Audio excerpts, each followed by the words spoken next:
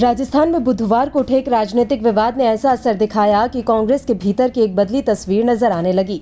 मामला ऐसा रहा कि अब तक हर मुद्दे पर तकरार मानकर चलने वाले राज्य के दो प्रमुख दिग्गज एक साथ खड़े हो गए।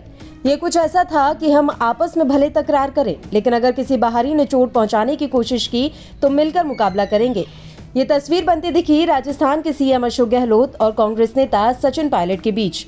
यूं तो दोनों के बीच बीते कुछ सालों से राजनीतिक तकरार देखी जा रही है, लेकिन बुधवार को बीजेपी के उठाए एक विवाद में दोनों एक दूसरे के साथ आ खड़े हुए।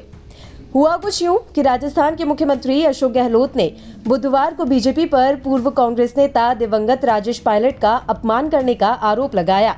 एक पोस्ट में बीजेपी आईटी विभाग के प्रमुख अमित मालवीय ने दावा किया था कि राजेश पायलट और सुरेश कलमाड़ी भारतीय वायुसेना के विमानों को उड़ा रहे थे, जिन्होंने 5 मार्च 1966 को मिजोरम की राजधानी आइजोल पर बमबारी की थी।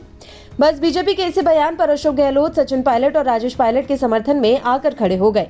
उन्होंने भी पोस्ट कर बीजेपी को निशाने पर लिया। अशोक गहलोत ने पोस्ट में लिखा, कांग्रेस नेता श्री राजेश पायलट भारतीय वायुसेना के वीर पायलट थे।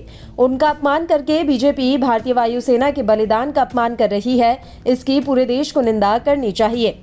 इससे पहले मंगलवार को सचिन पायलट ने ट्विटर पर मालवीय पर निशाना साधते हुए कहा था कि तथ्य और तारीखें गलत हैं, क्योंकि उनके पिता को उसी साल अक्टूबर में बल में नियुक्त किया गया था। उन्होंने वह प्रमाण पत्र भी साझा किया जिसके अनुसार राजेश पायलट को 29 अक्टूबर 1966 को भारतीय वायुसेना में नियुक्त किया गया था।